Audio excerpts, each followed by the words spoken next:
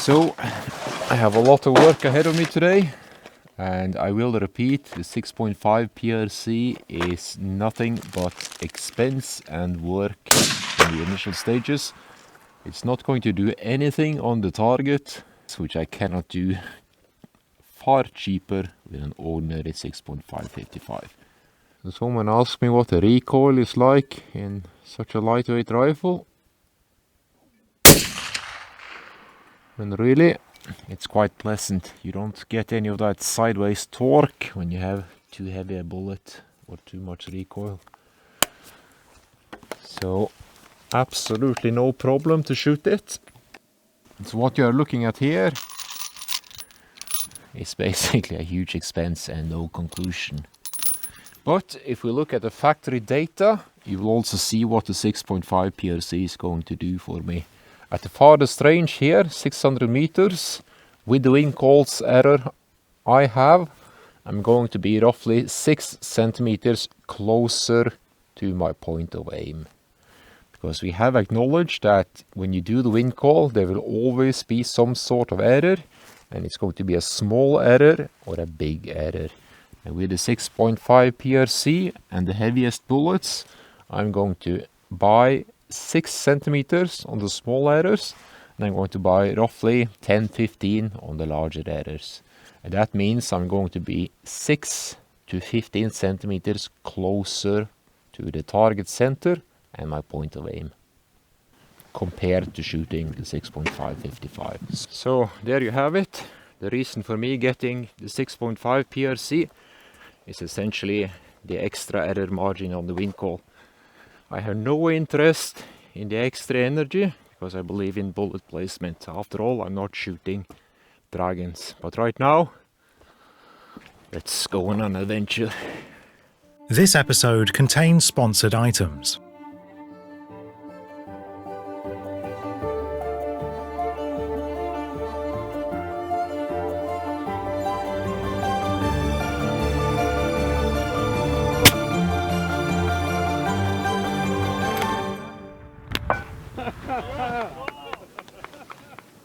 Speaking of fundamentals, I have been awake for more than 30 hours now. I am feeling the effect of altitude, but this kind of performance is what you will get by sticking to the fundamentals and going over them again and again and again. When it is time to deliver, tell me when you are ready. There, straight away. Ready? Fantastic. Dead on. Stick to the fundamental, and performance like this is what you will get. I use no fancy techniques, and once again I have demonstrated that you will deliver consistent results. And I must say I'm feeling a bit under the weather now. I've been awake more than 30 hours, I think. I have a slight headache from the elevation, but stick to the fundamentals and you will deliver performance on cue. I still haven't changed my techniques and I'm still doing nothing fancy. Everything here has been demonstrated again and again, and you will deliver consistent performance. I'm still using my beautiful Kiplauf. I'm still using basic techniques and I'm still delivering consistent results. So, okay, I'll get back to the group, get some food, get in bed, and tomorrow I'll visit another day where we go hunting. Before you go, subscribe, like, and comment. Click the bell if you want notifications of new episodes.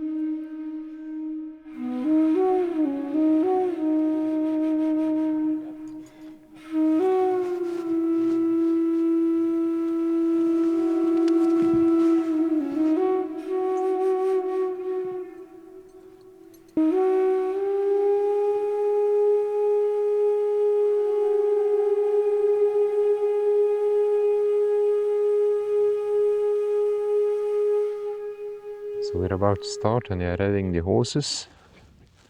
And as you see behind me, I'm with a courier group. I'm not sure how this will go. Okay, we'll make the best of it.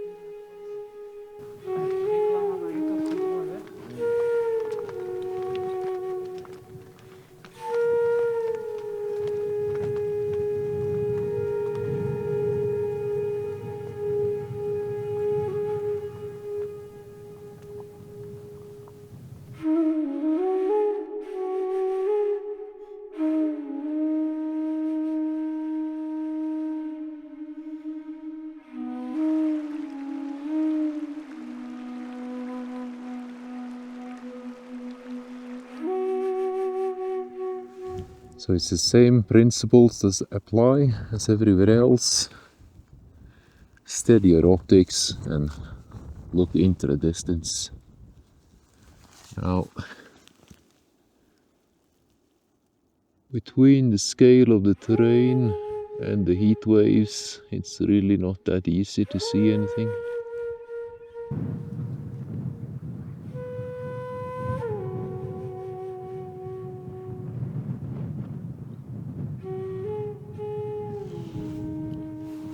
Female, mommy, baby. Yeah. The weather forecast was roughly 20 Celsius plus. You can see that it obviously isn't. Now, when you're in the sunny shelter spots, it's quite warm, but the moment the wind comes down from the higher altitudes, it drops like 10-15 degrees immediately. And it's wind, and you know it's dry, it's really going to cut through your layers. So wear windproof, breathable insulation.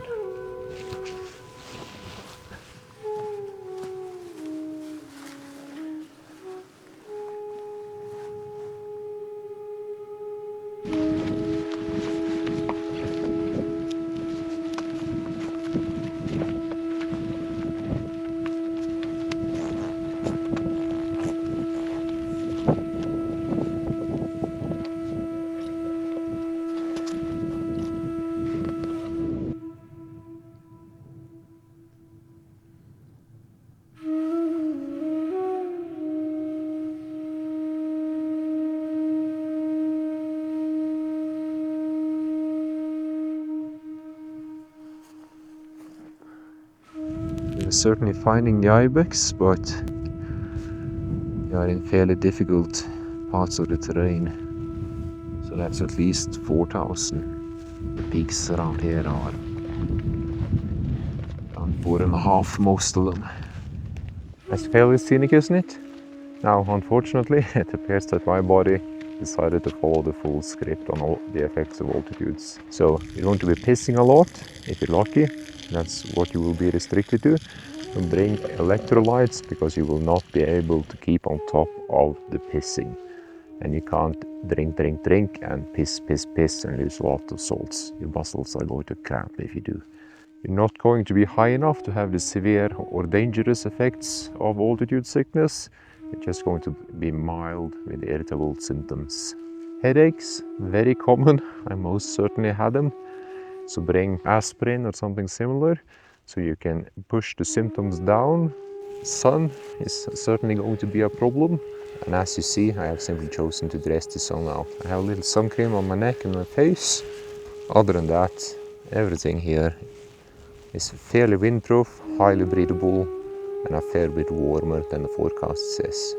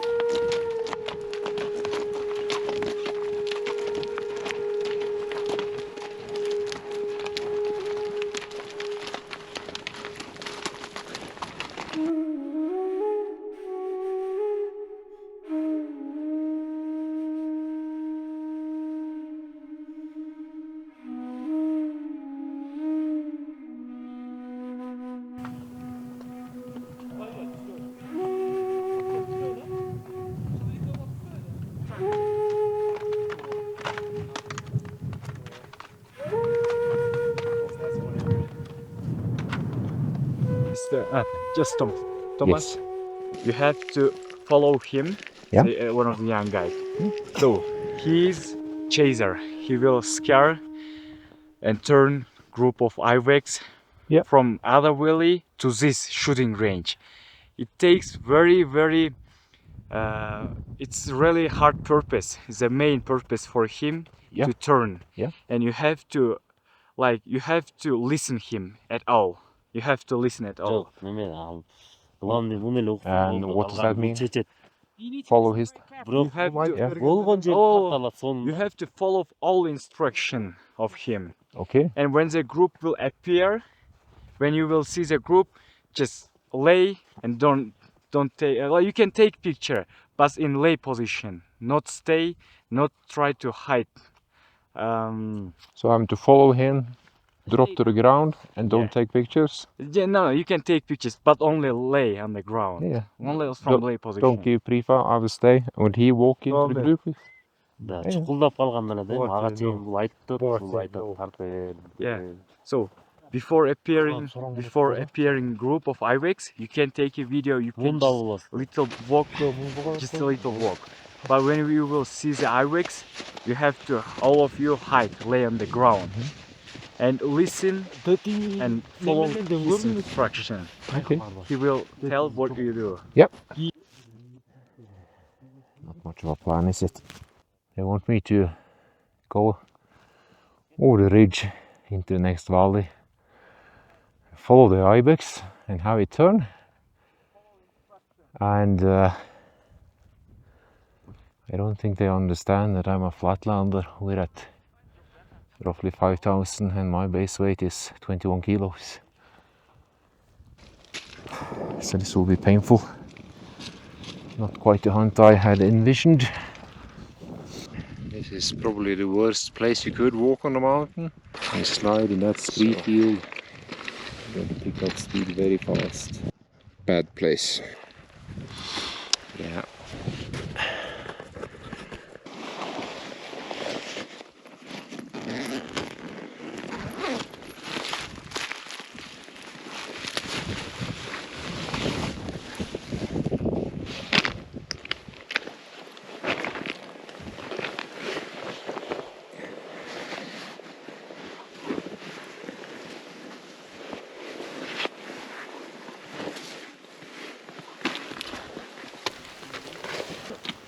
Take the negative turn just a little because he has just discovered that I'm the one who's able to pick up the ibex.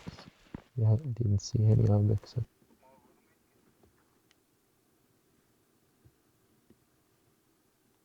Communication is very difficult, so I had to write 1400 meters. 10 ibex. There's actually more out now.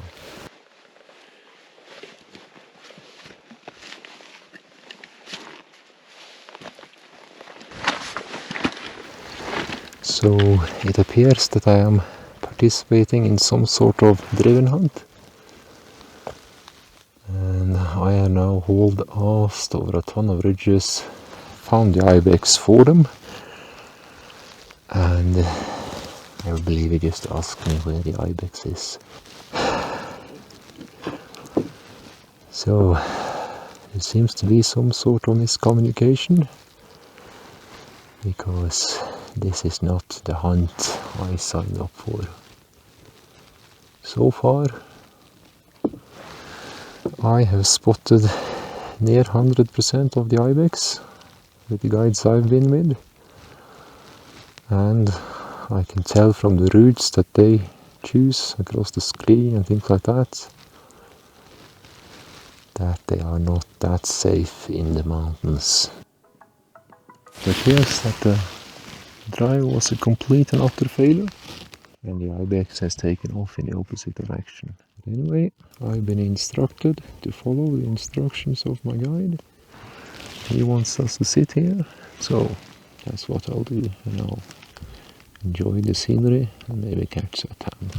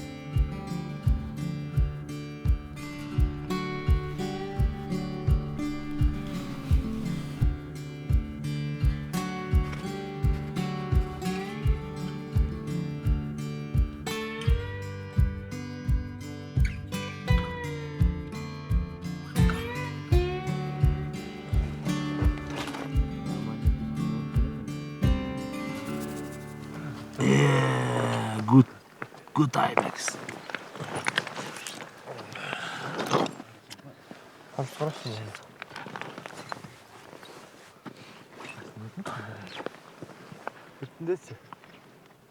Yeah.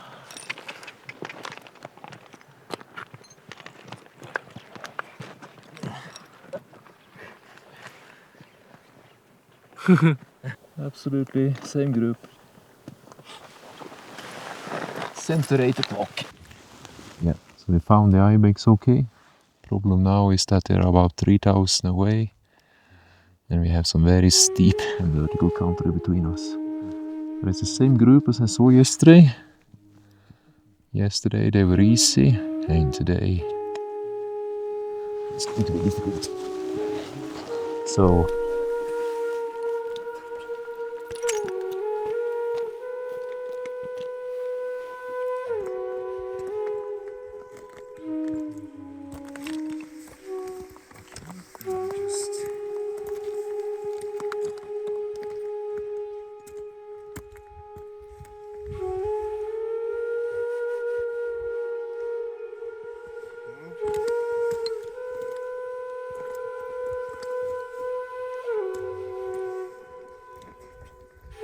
appears like we have some sort of plan. I'll be up one of the mountains here, seeing if we can find something. Those ibex are really out of reach for today, so we're going to link up at camp later tonight and see if we have any energy left, and tomorrow is another day. Okay.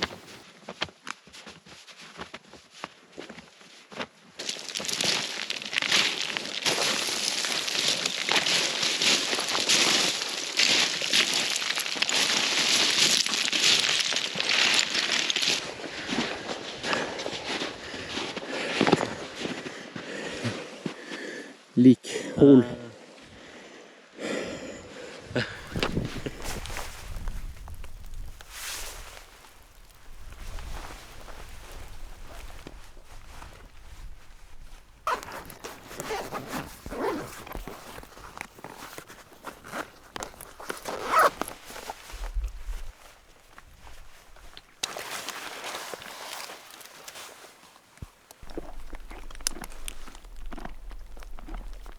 So for sure, this is the least fun of the hunt. So I certainly do like the vertical bits, and there's a thunderstorm rolling in now, so we'll talk here later.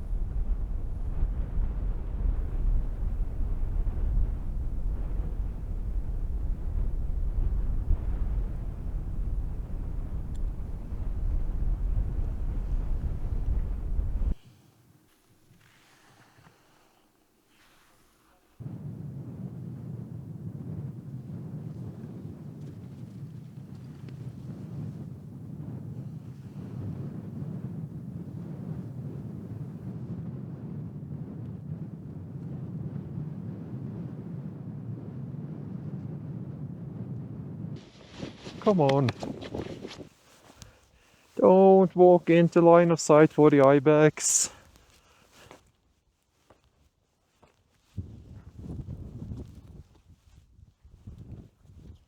Excuse me. Okay. I managed to get his attention. I have ibex right on the other side here. And I can't legally shoot or approach without him, so we'll see if it's something shootable on the other side.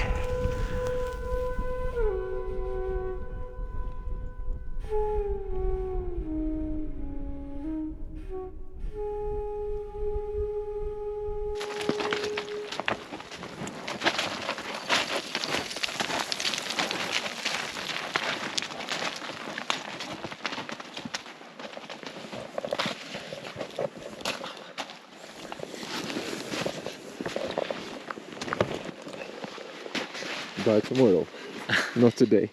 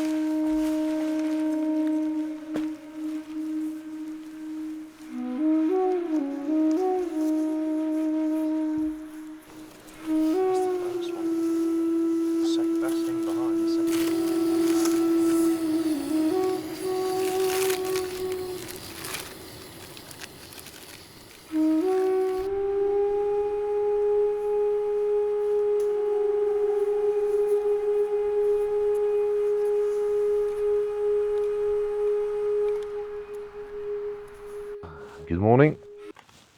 Oh, camp is waking up and get some fluid into your body. Now be smart and sleep with a bottle in your bag. You don't want to start your day trying to chug down a bottle of cold water. That's just not pleasant.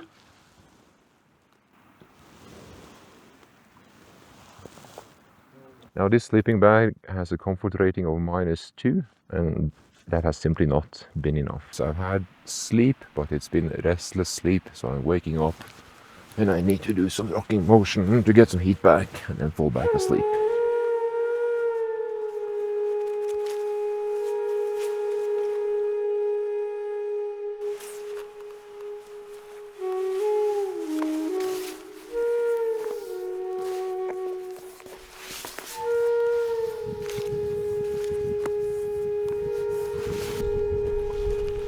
So, I just crossed a crevasse on a glacier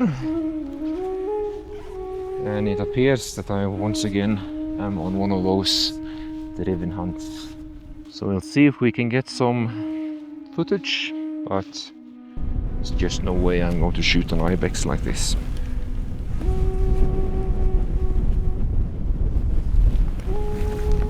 So the rifle is placed just for show. I have my camera set up, but the sun is straight into the lens, so it will be very difficult to film anything. So we'll just wait and hope this nonsense will be over soon.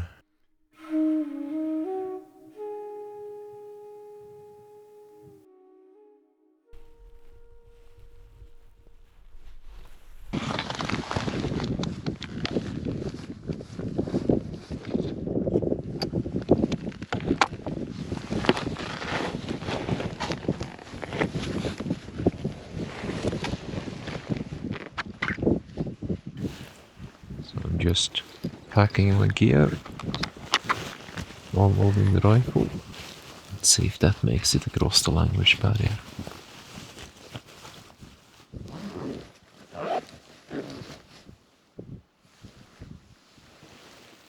So I suspect this is the end of my ibex Kiplauf adventure. Unloading the rifle and packing my gear did make it across the language barrier. There is just no way I will shoot an ibex on a driven hunt. So there was a lot of planning and effort that went into this, but it just didn't work out. This is day 4 of the hunt and I've been unable to make something out of it other than horse riding and scenery and photography. And I think the final drop today was skipping across that crevasse. If I go into the glacier, they don't have any rescue equipment and there's no scenario where I get out of there alive. I'll just draw the line here, go back to camp, and well, there's nothing I can do about it really. When they have it the way they do, it's not compatible with me.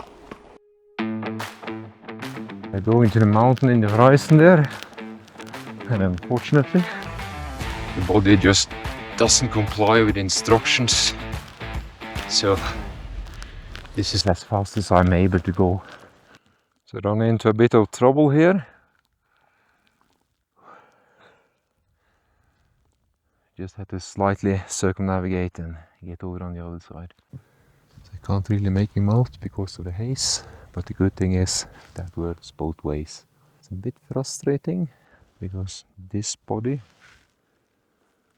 is a limited resource and today I don't have the strength to bring the big camera.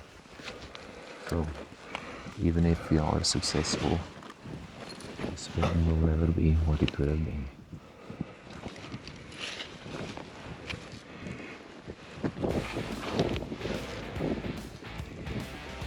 Okay, so I found them.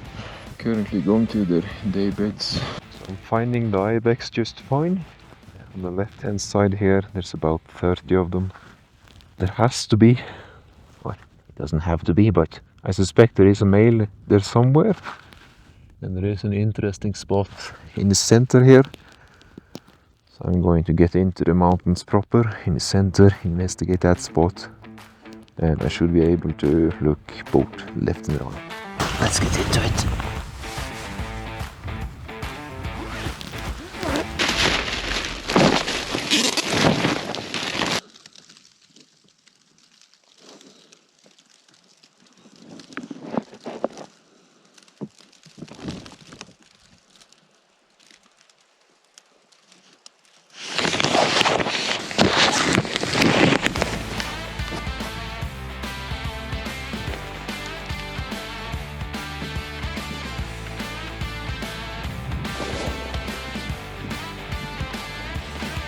You know what? I think this is as far as I'll go. The wind isn't cooperating. It's getting more and more snow, and the visibility I want or need just never appears. And I don't have a full kit, so I don't think I'll achieve much in the hours I have left. If anything, I'll just work myself into a bad position. This is what defeat looks like. This is definitely it. A few hours of daylight left. This is the last day. And the visibility just isn't coming back. But anyway, I must say it is a bit frustrating to go on what is supposed to be a lifetime hunt. I very specifically said I am coming here to film, stalk and shoot an ibex. So in the end they just made up some stomach thing which I didn't have, and I took off for today. At least got into and saw around 30 ibex today, but nothing I could shoot. So difference in culture, difference in language, I don't know. Nothing I can do about that. At least I've tried to use what opportunities I had to shape this trip into my favor. Didn't work out. Well, my hunt is over, but we have a break in the weather. So I'm just going to glass these sides here. And if I see anything, I'm going to get up in the middle of the night and try for it. Camp is down there, and it should be 3-4 hours to the mountains here. Now, another thing to indicate the lack of professionalism this outfit has is the time you get up in the morning. Animals feed early, and by 9-10 o'clock they go back to their day beds where they disappear into the terrain. That is near universal for any mountain game you go after. Today I took off on my own. I have been on to something like 30 ibex. Unfortunately, nothing that could legally be shot. It's fun and all with scenic horse riding, but I am here to hunt, and they certainly don't stack the odds in favor of success.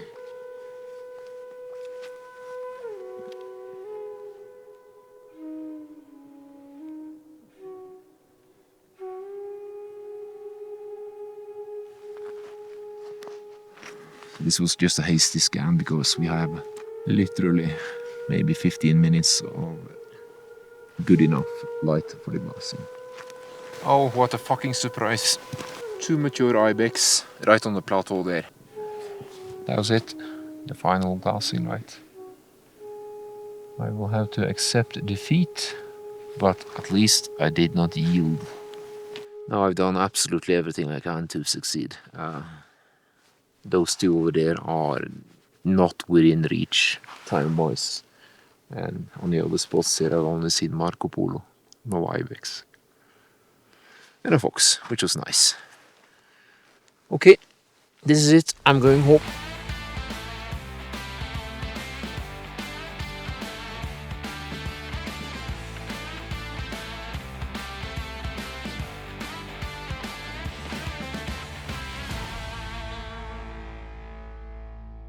So I didn't quite give up. And it's funny how I'm able to get into the ibex and get my sights on them. Unfortunately, that male was not legal. I did get a horse taxi this morning, so I didn't have to do everything on foot. Good, thank you. Good day. It was one male, but too small. Other side, Marco Polo. Boo. Yeah. Sorry? Yeah, but he was only a skeleton. Yeah. Oh well, even bad trips can end in a good way. Subscribe to the THLR channel by clicking the left logo icon, so you'll be shooting straighter than a drunk skunk before the sun shines over northern Norway.